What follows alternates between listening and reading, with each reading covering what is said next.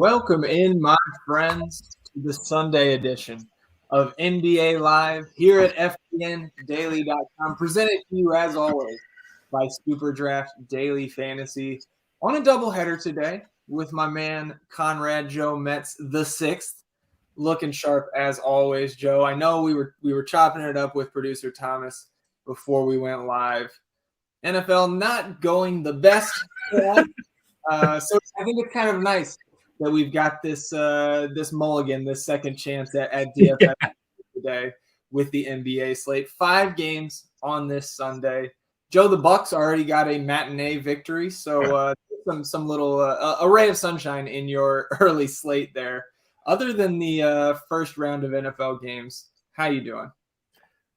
I'm glad you said other than those games because my lineups aren't doing too hot. But I'm doing well. Bucks got a win, no doubter against the Knicks. Packers play primetime tonight. So sandwiching that with a nice 5-game NBA slate right now. Yeah. This is a pretty good slate. So I'm excited to dive into it. I thoroughly enjoy the Sunday NBA slates as a change of pace with everyone playing football.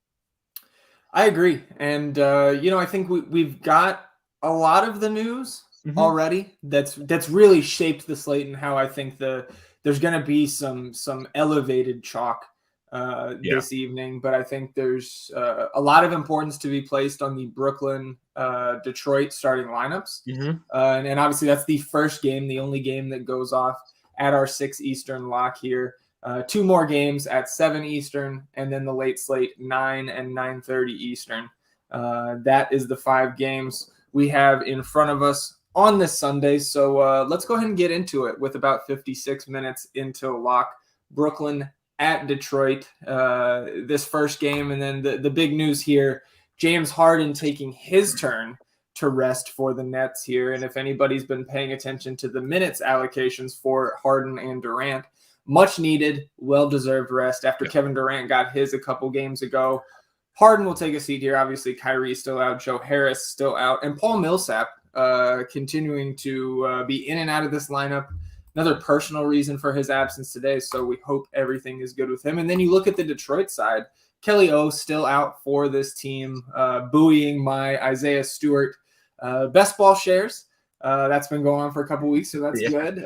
But then the more recent news, Jeremy Grant will be out at least 6 weeks for this team with a UCL sprain in his right thumb. So 6 weeks at the minimum for Jeremy Grant. Let's start with the visiting Nets, though, Joe. I think obviously if you're single entry today, I wouldn't have any issue locking him in MME either. Kevin Durant at 11K flat on DraftKings is probably the spend up du jour, 10-8 over there on FanDuel and the floor 1x multiplier on Super Draft. So talk to me about your love for KD, and then how are we breaking down the rest of the Nets? Yeah, so Kevin Durant just feels like one of those no-brainer plays on this slate. It's a short slate.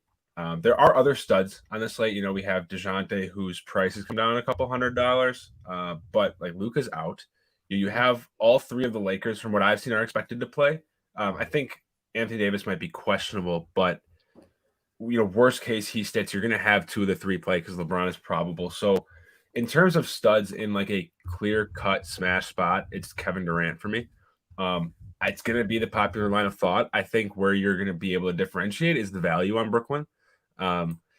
Speaking of that value, I think looking at James Harden being out, Joe Harris is also out, which is obviously still of importance because you have Bruce Brown back on the wing. He's cheap. I don't think enough people are going to get to Cam Thomas though. At 3.5 on DraftKings, 3.9 on FanDuel. Bruce Brown only $300 more on FanDuel, which is why I don't think people are going to get to Cam Thomas. But 25 or more minutes in 3 of the last 4 games, scoring double digits 2 games in a row. I fully expect him. There is an outside shot that he starts, but I fully expect him to at the very least see 25 plus minutes in this game with James Harden out. So I like Cam Thomas quite a bit. I still like Bruce Brown as well. I think Bruce Brown will play a role in this game. His minutes are trending back. I don't want to say up, but he's had 20 plus in 3 of the last 4 after really, he coming back from injury, having a hard time finding a fit in the rotation. But even if he gets 20 to 25 minutes at his price, I think he's been a good enough per minute producer now. And now with James Harden out, where he's a fine play as well. Yeah, that all makes sense to me. Talking about this front court, right? With Millsap out, we saw Kevin Durant sitting against the Rockets a few days ago, and that got Blake Griffin off the schneid, or at least off the bench, and played 13 minutes, which was his first appearance since the 22nd of November. Not somewhere I think we can really go today, but going to keep the minutes ceiling down, I think, on a guy like Nick Claxton, who's sitting at 3.2. Yeah. If Blake hadn't played in that Houston game, I think I would have more interest in a guy like Nick Claxton. But with all the other value on this slate, even on this team, I think I'm with you where Cam Thomas, probably my favorite spin down sub 4.9K, where you have Patty Mills, right? Like Patty Mills, certainly the safest option out of those remaining guards. But I think my favorite guy to get to would be the rookie out of LSU there. I mean, he can get on top of this price with points alone, right? If he gets time, if he played 32 minutes in that game against Houston, 25 2 nights ago against the Hawks, and 20 or 24 shots over the last 2 games total, wouldn't be surprised to see him get closer to those 15 attempts we saw against Houston. So I'm right there with you. What about James Johnson, right? Because he's kind of been in and out of the NBA DFS zeitgeist the last few games.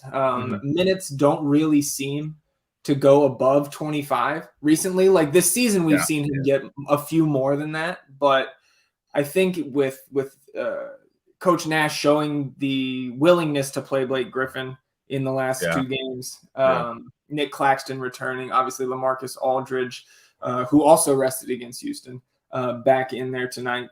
I don't think neck tech can be a priority for me, but at 3.8 on DK, like I'm not going to tell you you're an idiot if I see him in your lineup. I just think his upside is a little bit capped compared to Cam Thomas, and then some of the other values we'll get to, even on the other side of this game. Yeah, I agree. I think the front court is one that I'm shying away from more often than I find myself getting to because of just the ambiguity around it. Like you could even see a bit of an uptick in DeAndre Bembry playing the 3 or 4 if they decide to go small with Kevin Durant the 4-5. My biggest issue though with James Johnson is the fact that he's only power forward eligible on this slate. You have another player in Kristaps Porzingis who is also only power forward eligible, and then you have players like Kevin Durant, Larry Nance, Josh Hart, any of these other guys. Wendell Carter Jr. DFS, like there are these other guys at the forward position that have the multi-position eligibility that I'm already prioritizing more. So then thinking about taking up one of those spots with a player who you have to put in the power forward spot just seems a bit ill-advised on the slate. Yeah, I'm right there with you. Let's flip to the Detroit side because we talked about Jeremy Grant being out. Obviously, Kelly O still absent for this team, and I think worth taking a few minutes to talk about what we've seen from Detroit with those 2 guys off the court this year.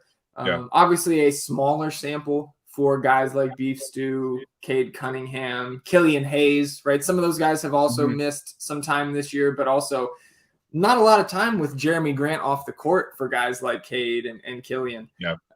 So a smaller sample size, but 79 minutes for Cade in 18 games with no Grant, no Kelly O. And he sees a pretty big usage bump, 32.2 in those 79 minutes. So Cade Cunningham at 7.5 on DK, I believe 7.4 on FanDuel, 1.35x on SuperDraft. I think that's where we have to start, and he looks like a really strong play to me, kind of across the board. Yeah, he's definitely a core play for myself on this slate. His price has come down a few $100s. I was comfortable playing him before when he was like 7.9, I believe he was a couple slates ago. But now we get a bit of a discount. This game can still blow out very, very easily, but there's obviously a better chance now it stays a little closer with James Harden out. He's live for a triple-double on just about any slate. The efficiency is obviously going to still need to come around, but without Jeremy Grant, like that's not only shots, that's a chunk of rebounds that open up and potentially minutes if he's not playing the point guard at all times. So I like Cade Cunningham as a core play right now. He's one of 2 Pistons that I have as a core, the other being Sadiq Bey.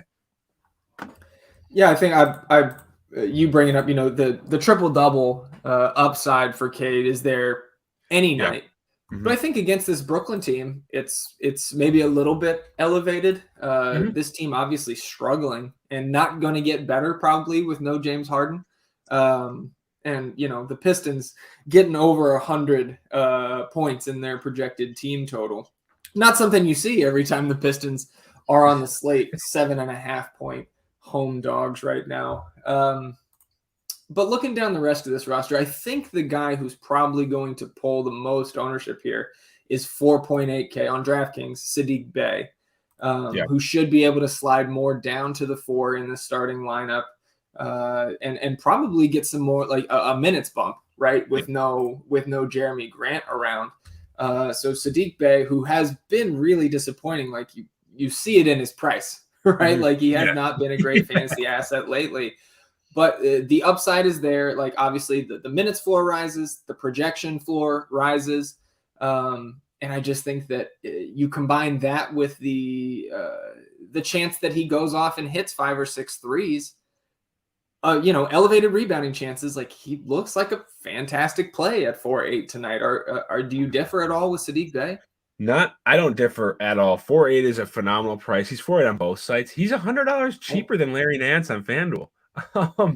So wow. in FanDuel, you have obviously Saddiq Bey's production is going to be predominantly driven by his efficiency from the field, but there's also a level of stock upside that he brings, primarily steals, that come into play on FanDuel where you get 3 for each. So if we're expecting a bit of a minutes boost, potentially more minutes at the 4, where we could see an uptick in rebounds and peripherals, like the 4.8, like even if he has a bad game on this slate, I don't think it's going to absolutely kill you. I think at this point, his floor is baked into his price.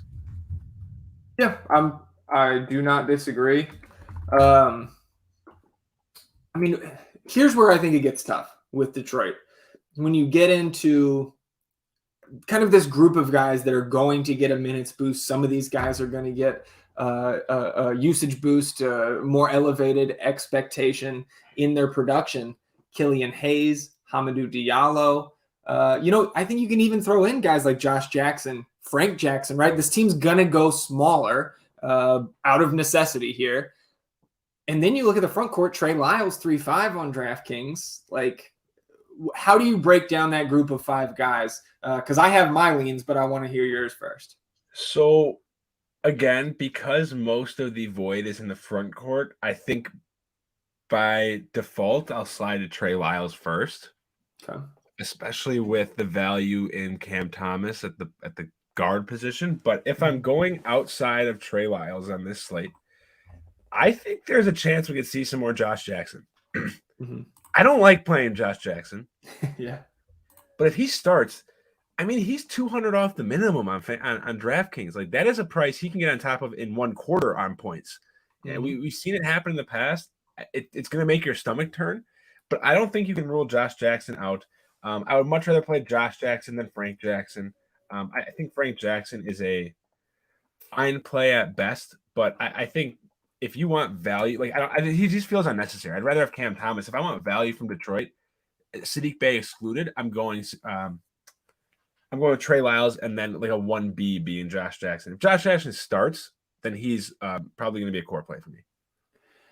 Yeah, I think, for lack of a better term, if Josh Jackson gets the start, he's like a windmill slam on both sides, right, at the price. Yeah. And I agree with you, especially on FanDuel, where you get that discount off of Frank Jackson, off of Corey Joseph, off of Killian Hayes by playing Trey Lyles. That makes very much the most sense on FanDuel, where I think it's a little bit closer, only $100 more for Diallo on DraftKings with the guard forward eligibility. Yeah. And Killian Hayes, I just think is a secondary play, but I wouldn't be surprised to see him go out there and put up, upper 20s in fantasy points tonight, especially against this Brooklyn team. Triple H chiming in and asking, wouldn't beef stew benefit too from Jeremy Grant being out? And to me, like, yes, I think the rebounding chances will go up for a guy like Isaiah Stewart.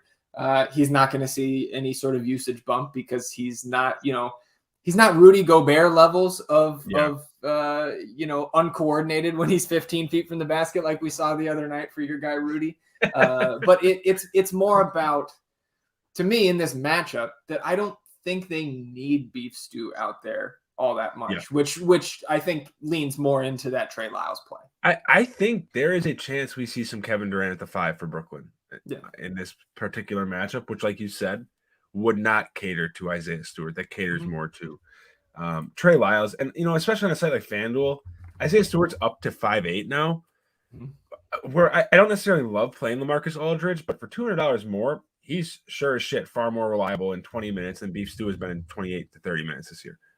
So if you're looking for safety and reliability, I just don't think Beef Stew is the answer on this slate. And you never have to talk me into him either. Yeah. Well, and I agree. Like you mentioned Lyles and his ability to go out there and play the small ball 5. Lyles is 6'10", and maybe people don't think of him as that large of a player, but he can absolutely play that position. Yeah. Even Josh Jackson is he's a little beefy himself, and I believe like 6'8". So I don't. It doesn't make me rush to Isaiah Stewart, Triple H, to answer your question. Let's go ahead and move on to these 7 p.m. Eastern games. We'll start with Dallas visiting their division rival, or not the division rival, but their conference rival, the Oklahoma City Thunder. Luka Doncic out, not just today, but now multiple games with the lingering ankle soreness. So we can expect to see the prices on guys like Kristaps Porzingis, Jalen Brunson, Tim Hardaway Jr. all come up over the next few slates. But for today, I would lock in Jalen Brunson to every single DraftKings lineup. I'm going to pull up the FanDuel prices here in a minute. I know you're more familiar. He's 5'8" on FanDuel. Like, I'm locking him in there too. Lock him.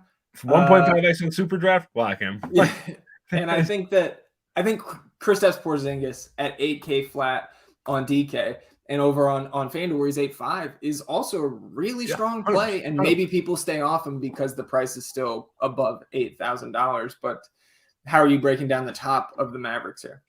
Those two are pillars in my single entry lineup. I do think, like, obviously the bumps go to Jalen Brunson sees the biggest bumps in both assist rate and usage rate.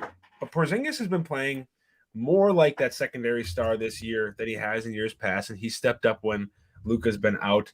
And because these two have seen such great strides with Luka out, Tim Hardaway Jr. hasn't seen the stride that he necessarily saw last year, especially because he is so driven by that point production. With that said, 5.5 on FanDuel. He's sub 6K on DraftKings. On DraftKings, I see him listed at 5.5 as well. Like, a very reliable mid-tier play. I don't think you can go wrong with it. I think if you're in that like 5K-ish to 6K-ish range, I'd still just prefer to go down. On FanDuel, the Sadiq Bey at 4.8, Larry Nance at 4.9, I even like more than Tim Hardaway. But I think I'd play Tim Hardaway over a Dorian Finney-Smith for $200 less on FanDuel. Yeah, I mean, I think Porzingis was out for this game, but last Saturday when we saw Luka and Porzingis sit, Hardaway still eclipsed 43 DK points off the bench. So at this 5.5K price tag, I think if you're running multiple lineups, you want to slot some THJ in there just because we know, again, Porzingis was out that game, but even with him coming off the bench when Luka is out, he's still a little bit too cheap, and in tournaments, you should have some interest. I don't need to rehash the Porzingis, the Brunson, but you look at Dorian Finney-Smith, prices up a little bit on DraftKings, and then kind of the rest of this roster, even with Luka out, is just kind of crap to me, like, for lack of a better word. Like, I'm not running to play Kleber with Porzingis in there, and his minutes have been down. I'm not rushing to play Powell center only, who's, after the Achilles injury a few years ago, he just, the minute ceiling really isn't there for a guy like Dwight Powell. And then, like, I'm not playing roulette, Mavs roulette with Reggie Bullock and Trey Burke and Frankie Smokes, etc. Like Sterling Brown, questionable. If he plays, that kind of mucks it up even further. So it's kind of just those three guys we talked about. Dorian Finney-Smith, I think also, like, that's a fine play, but I don't think I need to go there on this slate, even in 20 lineups. Yeah, that's how I feel. I think I would just stay away from the front court almost in general outside of Porzingis. Like, Kleber's minutes have just evaporated. And Luka being out isn't necessarily to say they're just going to shift their lineup down and put like Porzingis at the 5. Like, they will just sub in a Brunson, just a 1-for-1 swap, and you'll see the rest of the lineup is normal. So I'm off the front court outside of Porzingis as a whole. Yeah, and looking at the other side, Triple H was asking before we went live about run backs because we have so much interest in Porzingis and Brunson specifically. Yeah. On DraftKings, I don't think it's necessary because the Thunder seem like, to me, are pretty much all priced correctly. Still a little bit of meat on that 4-3 Darius Bazley price. Yeah. On DK, you could throw a Kenrich Williams in there at 3-4. But I don't think it's necessary there. But you look on FanDuel, and holy shit, Josh Giddey 5-5. I know. I don't care who they're playing, what the matchup. Play Josh Giddey at 5-5. That's my take on OKC over there. What about you, Joe? Exactly my take as well. And it's really and the thing is, Giddey, I like him at the price, but the matchup as a whole for this Oklahoma City team is just it's not a good DFS environment. Like Dallas plays incredibly slow right now. They are currently, let me double check what I had written down. Yeah, they're currently 27th in pace overall. Mm-hmm. I don't necessarily think Luka being out, Brunson sliding in changes that much. Brunson runs a little bit of a faster pace, but they're still going to be a predominantly half-court offense. Oklahoma City 12th in pace, so it's going to be a rather neutral game script. 8-6 for Shea, is just a little rich when you don't need to go there. So I think for me, it's Giddey on FanDuel. I wouldn't be mad at you if you played Giddey on DraftKings, but I just think there's other ways I'd rather go. Yeah, I think really those top 4 price guys on DK, they all got 8s for me in the DraftKings rankings. I think they're all fine because we expect this game to remain relatively close. Last check, and I'll refresh the board here. Last check was Mavs by 4, still Mavs by 4 with a 2.5 over under. So SGA, Giddey, Dort, Bazley, all fine for me. And I would have probably shares, although not a ton of volume. I would have shares of all 4 of those guys if I was running 20 lineups. Any of these other guys from OKC, would you put into your MME pool, like a Pokusevski, a Trey Mann? Talked about Kenrich Williams, Derek Favors. I don't think so. I think JRE's cheap enough where if he gets the start, I maybe a sprinkle at 3-6. Power forward eligible. Exactly. The dual position eligibility is huge there. But the problem is, if you're down at 3-6, just give me Larry Nance for $100 more. Absolutely. So I think it's really just Giddey on FanDuel. I don't even think he's a must on FanDuel. But I think he's just a very good play if you want to go there. Pelicans at Spurs, a huge matchup in the race to the bottom.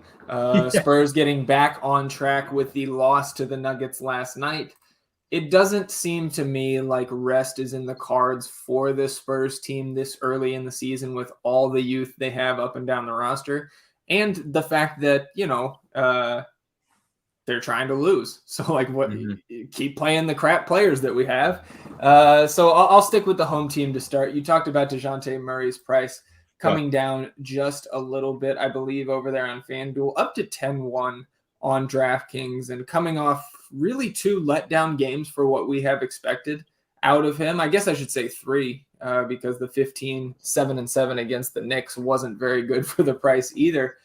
But we know the upside that DJ has shown this year, and I think with so many people going to KD, and the 3 Lakers studs later, Towns, maybe Lillard is in, the other stars we've already talked about, he could maybe go a little bit overlooked on the slate. So are you prioritizing DJ? On Super Draft, I am. The other slates, I'm not prioritizing him, but I will not be upset if I get to him. Obviously, this is coming from someone that plays him just about every slate. I'm just finding myself gravitating more towards value in the backcourt than I am in spending up, and my spend up in every run of my lineup so far has been Cade Cunningham at 7.5. I'm not really getting above that right now, but I do think there is enough value on this slate where you want to pair Durant and DJ. You can do that. You would probably just have to fade someone like Kristaps Porzingis, which I think is a fine strategy. It's just not what I find myself going to on this slate. Yeah, that makes sense to me. And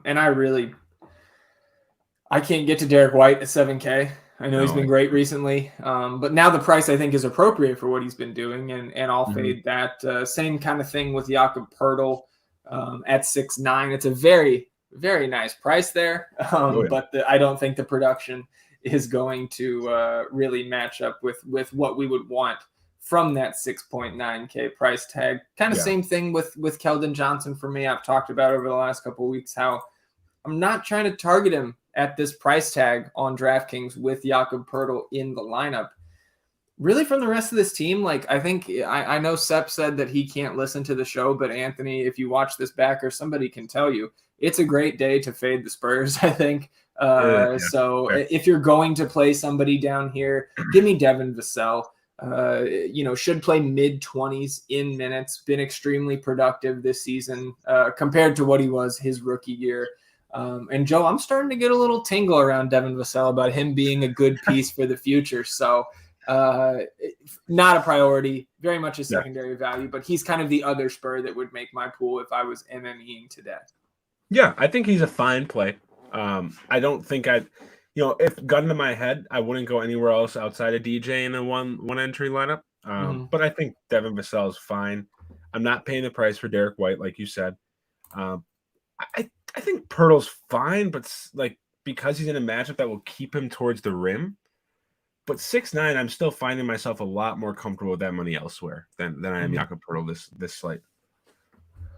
Let me pull up Twitter real quick because I'm just seeing from Tom Osborne. I think I'm a little bit late on this news. Where are we at? All I've seen so far is Thunder starters, but I don't know if this is something. Well, and this really has nothing to do with the game as a whole, but Jock Landale looks like he was called back up. So what I was trying to find out is if Primo came with him or not. Okay. Because, he could cut into the minutes of guys like Trey Jones. Again, we're not targeting these guys as priorities, but just for the ranking sake. And for me to talk about Jock Landale, who averaged 27, 7, and 3.5 in his 2 games in the G League, Joe. Hey, he shoots the pitch out of the ball, too. As he told us himself. So enough messing around there. It's just that's it. Landale and Primo being there. It's just going to further dilute the rest of the Spurs. Yeah. So looking at the Pelican side, no priorities for me here. I think the price on DraftKings, at least, the prices here are pretty appropriate up and down the roster. I do still think you can play a Brandon Ingram. You can play a Jonas Valanciunas at 8.4. Josh Hart's price at 6K I think is now appropriate, but no issue playing him.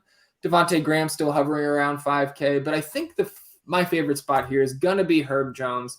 The high minutes floor. He's been producing much better over the last 2 weeks or so compared to the first 3 or 4 weeks of his rookie season. So I think Herb is my favorite Pelican, but this game just kind of not like if I was building, it would not show up a ton for me. Yeah, right now, Josh Hart is the only guy I have in my single entry, and that's just because I had 6K left for my utility. I think Josh Hart is a fine play. Like you said, he's priced more appropriately now. I do still think there's room to squeeze out a ceiling there, though. We've seen him go over 50 in slates in the past, so I think there is a level of intrigue there, especially for a player who I think it was. Let me pull up his game log. Yeah, 3 games against the Clippers, 35 DK points. He made 1 shot. Like this is a player that does not rely on offensive output. He a consistent double threat, a legitimate, frankly, a triple double threat. We just haven't seen it. So I like Josh Hart quite a bit on this slate. I am there right now in my single entry. I'm not finding myself anywhere else on this New Orleans team. I don't mind the Herb Jones call at 4-1, particularly because he has that power forward and center eligibility. Did you say Herb Jones is center eligible? He is center eligible. Yeah. And I think that's actually intriguing on the slate because you look at center and there's not like a massive amount of like how is he center eligible but Kristaps is not? Oh God. I just noticed that. There's somebody else too that got center eligibility on DK the other day where I was just like, well, I think it might have been Nick Batum. But it was just funny. Yeah, I think it was Batum. I think you're right, actually. Batum's played the 5 for the Clippers before, but he's been out for weeks. Like, how did we just now make that? Like, why did he qualify for center when he's been out with COVID and stuff? Anyways, yeah, I think point well taken about the center eligibility and the fact that there's not really any musts that are center only on this slate. But, I think, we talked about Aldridge, Beef Stew. They're acceptable. We'll get to those Orlando guys and Karl Anthony Towns up top. But, yeah, I think to your point, this is not a day where I'm a big fan of when we can running double center lineups on DraftKings, and I don't think that's a necessity today. Far from it.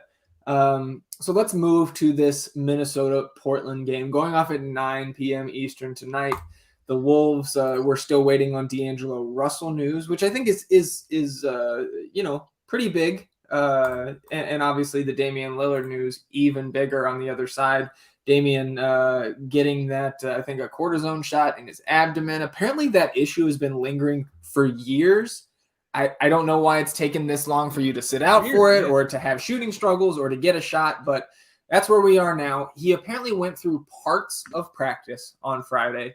So, for me, Joe, I don't know if he's going to play, and if he does, is he going to be limited? If you don't go through a full practice, it's hard to throw the full confidence behind playing Damian Lillard, especially when he's up at 10-2. If he's in there with no minutes restriction, I would have some interest because no CJ McCollum and because he probably won't carry a ton of ownership. But absent that news, which we probably won't get before these 3 games lock, it's really tough for me to get there. Yeah, I feel the same way. I'm just what I'm doing right now, and FanDuel in particular, is building a lineup, assuming he's in, but having a pivot in place where, because in that case, Anthony Simons and both him and Dennis Smith become very strong plays because neither guard is there. I prefer the slight discount on Anthony Simons and the fact that we have more of a long-standing history of him filling in for these guys. But if there are somehow no limitations, which I just don't see being the case, I don't think he's going to play. Like you said, I think it would be, they just came out and said that he's not going anywhere. He's their centerpiece. They're not trading him. Okay. If they don't sit him out, I just don't think they're treating him as such. Sure. So I'm assuming he's going to be out, building as if he's in and having a pivot in place just for the sense of security. Outside of the backcourt though, Yusuf Nurkic at 6'1" on FanDuel is just dumb. That is a play. Karl-Anthony Towns is not a good defender.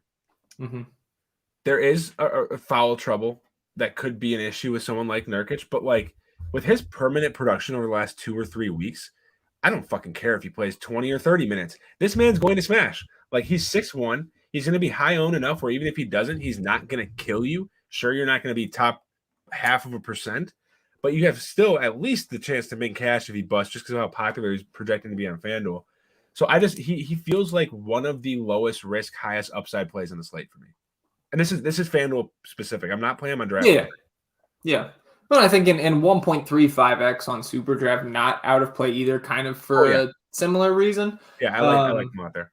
And when you talk about Damian Lillard, certainly a different story at 8.5 on FanDuel compared to the 10K plus price tag you're paying on DraftKings. The Nets will start Patty Mills, DeAndre Bembry, Kevin Durant, going big, Nectat, and Lamarcus Aldridge. So we get DeAndre Bembry back in the starting lineup.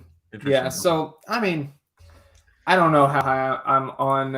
I can be on a guy like DeAndre Bembry when we know Cam Thomas is going to get time, when we know that Patty Mills, Kevin Durant, Lamarcus Aldridge are likely going to soak up the vast majority of this usage. I think it definitely raises my level of interest in Nectat, right? I think the minutes are a little bit more secure with him getting the start. Does it change anything for you on a guy like Cam Thomas, who we had so much interest in? I didn't expect Cam Thomas to start. Right. I would have thought maybe Bruce Brown got in there. So I think it actually knocks Bruce Brown a little bit for me and raises Nectat a little bit. But not, certainly not slate shifting with that lineup there. Yeah. So this doesn't change my outlook on Cam Thomas. Yeah, I there was an outside chance he could have started, but I still would have put it at probably 20%. His role, I'm still probably projecting for about 24 to 26 minutes, potentially more, given that you look at not just the starting lineup, there isn't much offense on this team right now. And I think Cam Thomas does provide that. So I still like him quite a bit. It gives me security, like you said, in James Johnson. I still don't have interest in DeAndre Bembry. Bruce Brown, I think I am a little lower on just because now he lacks a bit of that minute security that he would have had starting. I still think he gets 20-plus minutes, but how many more than 20 minutes he gets, I don't know. And that's not a risk you need to take on this slate, so I'm probably just not going to take it. Yeah, that makes sense to me. So to kind of finish up on Portland, Larry Nance getting the start over Robert Covington. Larry Nance, 3.8 power forward eligible on DraftKings. Over on FanDuel, a little more expensive, 4.9 small and power forward eligible, and 1.75x on SuperDraft. He would be. I don't think if I'm running 20 lineups, I don't think I need to lock Larry Nance. But I think 75 to 80% is probably where I would land. He got a 10 on DraftKings because starting 3.8, he's 3.8, right? Yes, yeah, he's 3.8, and he has center eligibility. It's fantastic play. Like the fact that he has center eligibility makes this so much easier because, like, I don't think he's not a center. I'm not playing center on this slate, and Larry Nance is in my center spot. So I think Larry Nance is dollar for dollar, potentially my favorite value play on the slate. I mean, where else? Like, there's no way I'm like what? Let me back up. Like Robert Covington, typically when he starts, sees upwards of 40 minutes. What do you think? Like now that Larry Nance is starting, I don't think Robert Covington's going to be completely phased out. But what are we projecting for Nance's minutes? Are we 30 plus? Let me see. I want to see what Kyle's got him at. That's why I'm very curious by that because like Portland has traditionally played there for a lot of minutes because they don't play Nurkic a ton of minutes. Kyle has Nance for 27 right now. I think that's a fair projection. Yeah, I think it's a fair number. I don't think he goes crazy into like the mid 30s, but I wouldn't be surprised to see him touch 30. Need 30 though. That's the beauty of it. Yeah, for sure, especially at that price. But what do you think about a guy like Nasir Little? 3.9 small and power forward eligible on DraftKings, 26 and 27 minutes over his last two, keeping in mind that there was a 2-week gap between those two games. But Coach Billups has shown a willingness to play Nasir Little a lot more than former Coach Stotts did. And from a fantasy standpoint, he's really paid off. He's been pretty productive this season, especially lately. So I think that's also an interesting pivot off Nance. I think he's a really strong late slate value, and I'm fine playing him on the main. So I actually like Nasir Little. He's in my single entry on FanDuel right now. And he's in my single entry on FanDuel because he's $700 cheaper than Larry Nance. And he's $600 cheaper than Sadiq Bey. So when you find a guy that's 4.2 that provides that stock upside that's more valuable on FanDuel, he just fits really well. And I do think he has a pretty secure floor. Like you're looking at a floor of probably 18 fantasy points, I'd say, given the bodies in Portland right now, which, yeah, that's not great at 4.2 whatsoever. But at 4.2, that's absolutely not going to kill you. So I like him quite a bit. I don't think I'd prioritize him over Larry Nance on DraftKings, but on FanDuel, I actually give Nasir Little the slight edge. I think out of the three of Nance, Little, and Covington, I think Little's minutes are probably the most secure. Yeah, I think I agree with you. So let's talk Timberwolves, right? We're still waiting on the D'Angelo Russell news. Yep.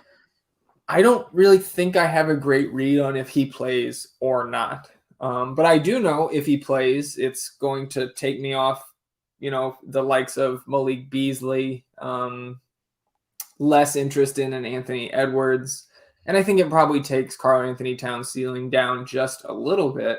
But if he sits again, I think you like Towns a good bit. Anthony Edwards hasn't really flashed with Russell out, but I think we all know that the ceiling for Anthony Edwards any given night, but certainly with D'Lo out, is higher than what he's shown recently. And then I would have a good amount of interest in a guy like Malik Beasley at 4.5 on DK. I believe 1.85x on SuperDraft.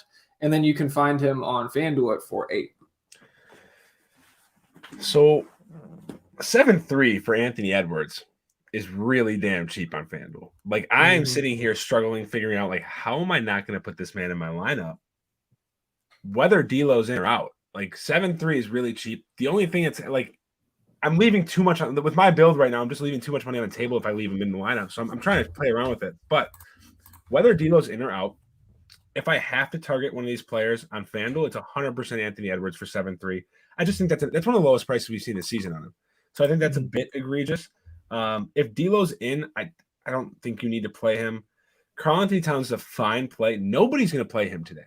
Absolutely nobody.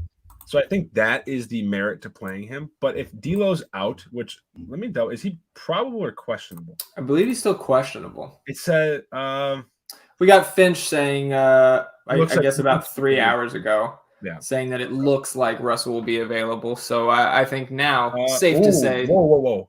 Hamidou Diallo starting. Oh, baby. We like to see that, and I think even a bigger feather in the cap of your Saddiq Bey play starting at the 4. Yeah, so I like that Piston. Like I almost have 3 Pistons in my lineup now. Saddiq Bey, that I like that starting at the 4 quite a bit. I actually think that makes sense now. Look, like in hindsight, starting him at the 4, he's going to be the primary defender on Kevin Durant for most of the game. But man, Hamidou Diallo has the chance to rack up a ton of fantasy points in a short amount of time. Like, I like him as a value more than Cam Thomas now. And I don't necessarily think people are going to. I mean, I guess this came early on. This came 20 minutes before lock. How many people do you think people gravitate towards Diallo now? To be honest, I think like anybody who's paying attention and knows Hamidou Diallo's track record going back to his days with the Thunder will be really interested in rostering him. Yeah. But I don't think he's going to get to an ownership number where we're going to look in 16 minutes and be like, oh shit, like that's too high. We wish we would have been a little bit under and kind of tempered our ownership expectations. I think he's going to, for me now, it's really hard not to put him at a 10 on DraftKings. This is a guy who can far exceed his fantasy point per minute rates that he's put up in the limited minutes he's got this year. And, you saw it last time out against the Pelicans, right? The guy played 16 minutes, albeit some of those came in the blowout, but 11, 7, and 2 with a block. That's the type of production you can get from Hamidou Diallo in that short amount of time. And we saw him 2 games ago play near 30 minutes and didn't produce to that rate. But the fact that minute ceiling is what it is for Hamidou Diallo at 3.6 guard forward eligible on DraftKings. He's a very solid 10 for me now. And yeah, I would much prefer to play him over Cam Thomas at this point. Yeah, that's where I'm leaning right now. Like, I don't think I have 3 Pistons in my lineup now. And that is something I never thought I would say in 2021. But here we are. I think they make for the Pistons are a lot thinner than people think they are. In terms of just talent. I mean, bodies they have, but like guys that they want to play, I don't know if they have them. So Diallo skyrockets now as my second favorite sub 4K player behind Larry Nance on the slate. It goes Larry Nance, Diallo, and then Cam Thomas for me. I still, like you said, like Saddiq Bey at the 4, I think is very enticing. And his price, like, even if he was still going to play the 3, his price is not really restrictive whatsoever. So I like all, and then the 3rd being Cade Cunningham. So I like all 3 of those guys quite a bit. I just don't know if my problem is I don't know if I want to pay 4.9 for Diallo and FanDuel. I don't know if I want to do that. Who gets higher owned on DraftKings, Diallo or Larry Nance? Larry Nance. That news came out 3 hours ago, I think. Yeah, which I'm just trying to think, like, would I now prefer Diallo over Nance if I'm only running one lineup or if I can only get one in there, right? Like, I think their upside is very similar, and Diallo might have more upside. I actually kind of think he does. I do. Yeah. So, I mean, certainly not putting an 11 on either of those guys, but I do think out of those 2 guys, the Nance news came out. There was a big Larry Nance will start over Robert Covington today. Like, we got that underdog notification a couple hours ago, right? Yep. There's no notification specifically for Hamidou Diallo right now. So I think that's just between those 2, I would slightly lean to Diallo. I mean, I guess that kind of does it for Minnesota Portland though, right? Are you good to move on to the Hammer? Yeah, I guess the only guy, like if Dame's out, Norman Powell interest, I think he's fine, just not a priority. Yeah, that makes sense. And again, like we'll come back to it when we get that Dame news in the Discord later on this evening to talk. If Dame's out, then we're going to be back talking Anthony Simons, Dennis Smith Jr., and Norman Powell even with those prices elevated. So here's a question for you, Joe, from one of my buddies. We'll let him interject here. He said, would you swap all of your Cam Thomas to Hamidou Diallo? I would swap probably 70% of it. Yeah, I don't think if you're running, because I know my buddy runs multiple lineups, I don't think you need to completely run away from Cam Thomas with this news. He's still going to get his time. He's still going to put up his shots. And if this game gets out of hand, Cam Thomas is probably in the blowout 5 for the Nets and putting up a ton of shot attempts there as well. Right. So, but Cam Thomas by no means a bad play now, just Diallo kind of leapfrogging him in the priority. The Magic visiting the Lakers, the late night hammer at 9:30 Eastern. Still no Jalen Suggs. Markelle Fultz, I believe, nearing a return, went through his first full practice since that ACL injury. Michael Carter-Williams also continuing to rehab his ankle injury. Any word on Jonathan Isaac, Joe? I've not seen anything yet. Yeah. I know our best ball lineups would love some news. Yeah, I mean my exposure just absolutely bottomed out as soon as he released everything about the vaccine and stuff, and that made me a little bit concerned. Sure. But I haven't seen it. They've been like eerily quiet about it, which I think typically doesn't bode very well for the immediate future. Yeah. So all those same bodies still out for Orlando, so nothing really new to break down in terms of the rotation here. But we've got Wendell Carter Jr.'s price elevated on DraftKings, still with that power forward eligibility though, so a little bit more utility for Wendell Carter compared to his front court mate Mo Bamba. Cole Anthony still leading the charge salary-wise at 8.2 on DraftKings. Franz Wagner holding strong at 6.1, and Franz Wagner's been one of the best cash plays in the league over the last couple of weeks, which is kind of surprising to see. Really, the whole season. At this price. And then you've got another guy who's been good with not a huge ceiling, but very solid floor, Gary Harris, guard forward eligible. And then you've got T. Ross, Chuma Okeke, etc. coming off the bench. So any priorities for you here, Joe? This Orlando team, the biggest dog on the slate. It's not very close. 10-point road underdogs to the Lakers. Priorities, no, but if I'm running multiple lineups, I do like Cole Anthony in this spot. This is a massive pace-up spot for Orlando. He does everything for this offense, and you can definitely attack Russell Westbrook defensively. There's no doubt about that. And he offers a heightened chance at peripherals and stocks. So I like Cole Anthony a lot. He's been a little inconsistent lately, at least relative to what we've seen prior to his injury. But as long as Jalen Suggs is out, his usage rate's going to be massive, so is his assist rate. So I like Cole Anthony as a contrarian tournament play. Yeah, I don't disagree with you there. And 1.3x on Super Draft certainly puts him in play on that side as well. I mean, these guys are just going to, they should. I shouldn't say they're going to, because it is the Lakers in the year 2021. So there's no guarantee that these guys are going to get blitzed tonight, but it sure seems like the Magic really don't have much of a chance in this game tonight. Yeah. Any interest in those cheap guys? No, not really. Not in this slate. I think honestly, Franz Wagner is probably the lowest I'd go. I don't really know. Okay. I mean, if you had to, right? I think it's T. Ross, not super close to those other guys. Yeah, I would agree. And that's like a pure MME dart. Because if he gets hot.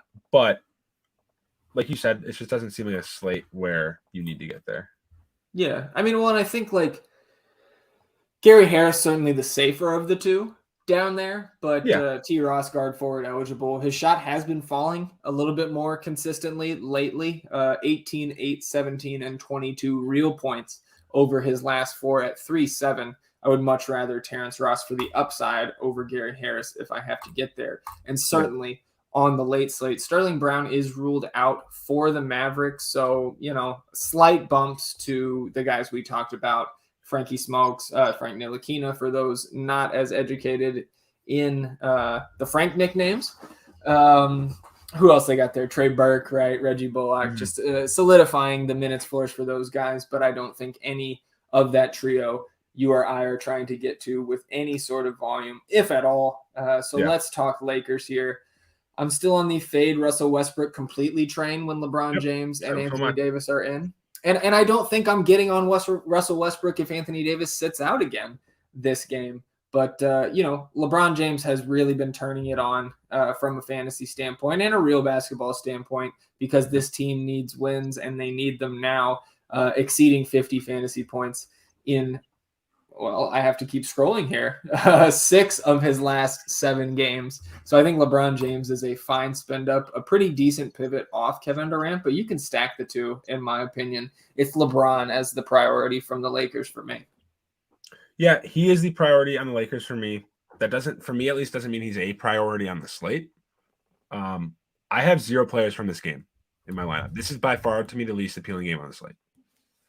Yeah, I completely agree. And I think if I had LeBron in some lineups and Anthony Davis gets ruled in, I think depending on where you're sitting, there's a good case to be made to swap from LeBron to Anthony Davis just because of the ownership. But so I think if I'm looking good, I think I'm just gonna stick with LeBron. I will too, especially because of this. I don't want to say the ceiling LeBron's shown because I don't think he's hit his ceiling yet. But the consistency at that 5.5, 6x, I think is much more reliable. Where I don't necessarily, if you're looking good, I don't think you need to take the shot on pivoting to Anthony Davis, hoping for a 60 or 70 point outing. Because I think LeBron's a better bet for that right now, anyways. Yeah, I agree with you. Some news for tomorrow: the Hornets, the COVID Hornets, will get Terry Rozier back.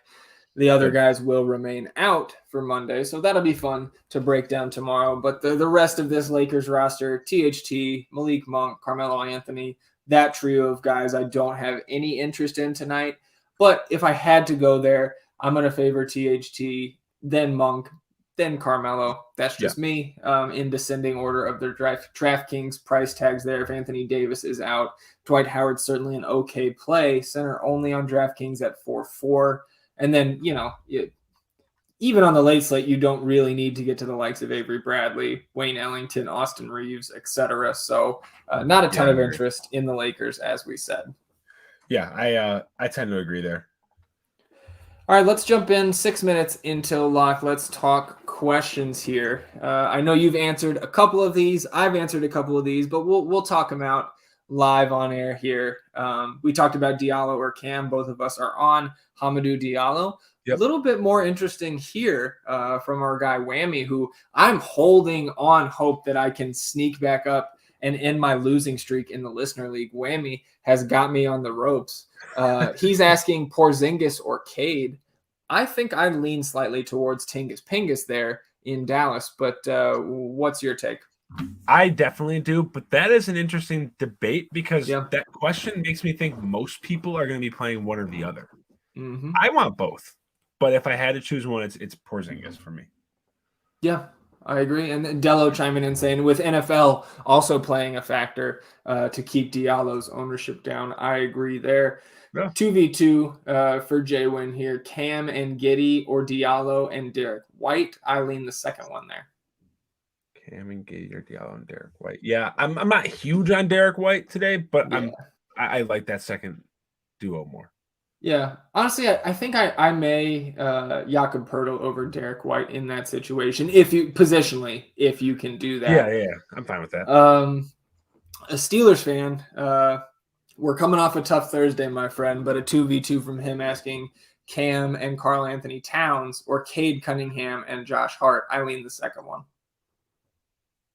Josh Hart. Yeah, I think I lean the second one. I think if it's like I like the first one because there is Karl Anthony Towns still has the ability to outscore all those guys combined, but I still think the floor ceiling combination that you're most likely to get is higher in the second.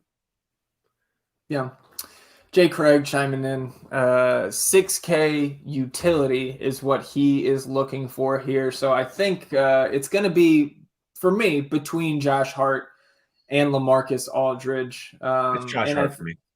Yeah, I think I'm going to lean Josh Hart as well, just because, like you said, we haven't seen it yet, but this guy's putting up near a triple-double over his last couple of games. Yeah. Didn't quite get there with the assists last game, 14, 13, and 5, but the previous two, 12, 8, and 8, and then 1 for 9 from the field, that game you alluded to where he made one shot and put up 35 DraftKings points because of his 12 rebounds and 9 assists. So Josh Hart for us, Jay Craig. Triple H chiming in, asking, is Josh Hart in play at 5,800? Very much so. And I believe Joe. Yes. So my favorite pairing on FanDuel for shooting guard is Josh Hart at 5'8" and Josh Giddey at 5'5".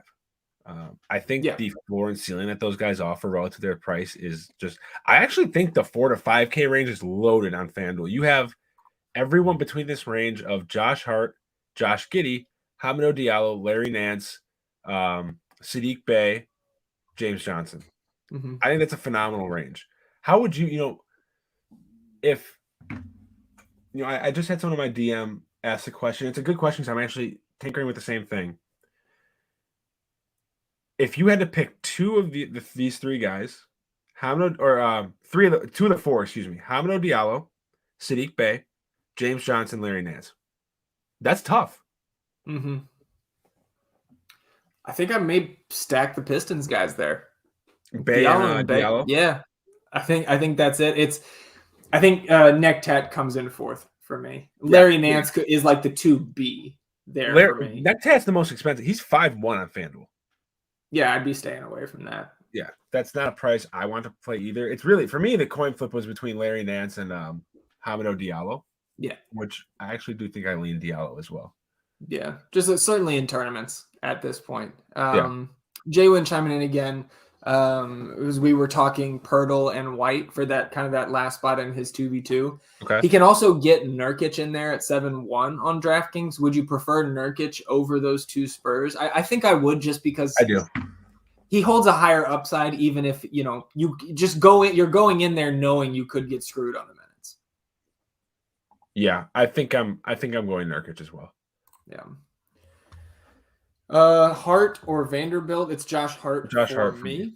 Yep. And then JMO chiming in, Sadiq Bey or Lou Dort. I think that's a little bit closer, Joe. It's closer, but I think I still lean Sadiq Bey. Yeah, I'm assuming this is on FanDuel, right? Because Dort's a little bit more expensive on DraftKings. Not really at the same. I think he's like 1,000 more on DraftKings. It has to be on FanDuel, I think. Let's see. Yeah, I mean, I'll go Bey as well. Josh chiming in asking favorite super draft guys for after lock. So I assume, Josh, that you mean just guys that aren't in this Brooklyn-Detroit game.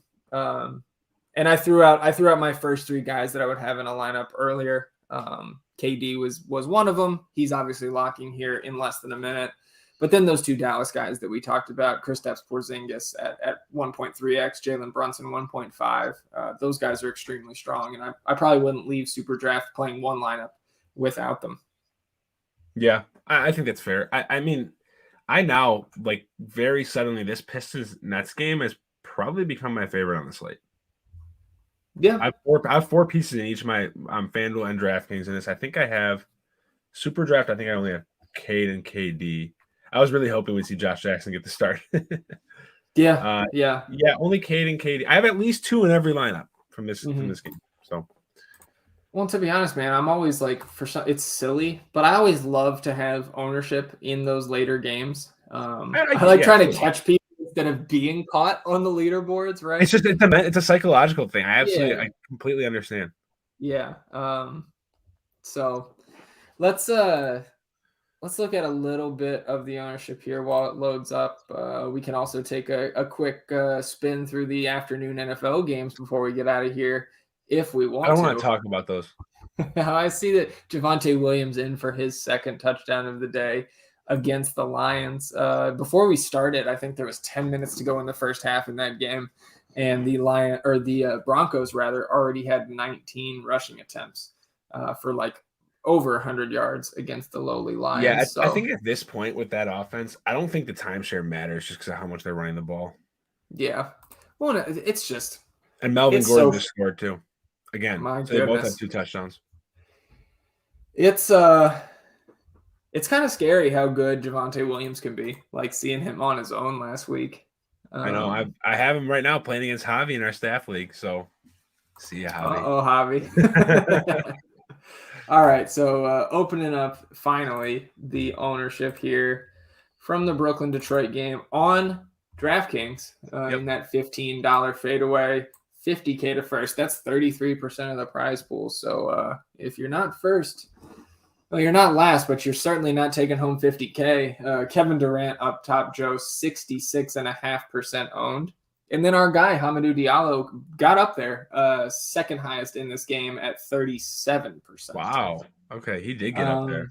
Wow. Yeah, then we've got a cluster of three here. Cade Cunningham at 28, Sadiq Bey and Cam Thomas at 27.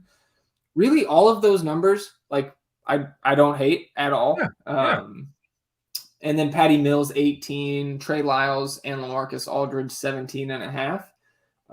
I think those are kind of right about. I would probably have a little bit more Aldridge, maybe a little bit more Trey Lyles, but I think I probably would try to just match that. Neck tat starting at 14.5. That's pretty nice. Yeah, that is, especially given this price. I actually like these numbers. I feel like neck tat is the only one I've heard that I would probably be significantly overweight on.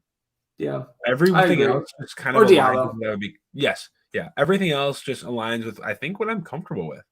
Yeah. Yeah, I agree. So I guess we will see how the ownership shakes out in the 7 p.m. games. And to be honest, hopefully we get that Lillard news like 6 minutes before 7. And then, you know, we can all kind of pivot around and make the adjustments and take advantage of that. But regardless of when that news comes out, we will be hanging around in the Discord for the rest of the night, at least until this last game locks at 9:30 Eastern. So I think that's going to do it for us, Joe. We appreciate everybody tuning in on this Sunday afternoon edition of NBA Live. If you haven't signed up yet for FTN Daily and you're catching us free on YouTube or Twitter, you can use the promo code FTNTV. Gets you 15% off every month of your subscription. There it is, scrolling right below us. You know, I wish I could show you guys all the tools that we have here, but you're going to have to pony up a little bit for that. I mean, we've got the on-off splits. We've got the advanced EVP tools, rankings from Fast Eddie Fear and myself every day. Kind of the lifeblood of the NBA package is Kyle Murray's ownership projections, his player projections that come out every day. Alex Blickel is helping him with that. And, you know, my guy Joe Metz over here putting out content every day, getting up early with his boy Max Metz, figuring out what the Max Metz play of the day is going to be. I don't know, was Max was he just watching NFL today? No play from him? Yeah, no play from him today. He was he's watching NFL, a little crabby today, so I grounded him from the play. I don't want him to put emotion into the play, you know? Like he needs to have that. All logic. So he'll be back tomorrow with the play. Yeah, we can't have Max tilting his way into a play of the day. It's just got to come organically. So Correct, again, exactly. You can come join us at FTN. Code FTNTV gets you 15% off your NBA package or any package here at FTN. And that's good for the rest of the season, not just your first month with us. So when you do come in here, jump in the premium Discord. That's where we answer all the questions during the live streams. You know, jump in there, tag Joe, tag myself. Let us know you joined us and that you're here, because we would love to see you in there. So with that, I guess we will say goodbye. For Joe, I'm Zach. Shout out Thomas, our producer extraordinaire, behind the glass. And as always, let's get these beans.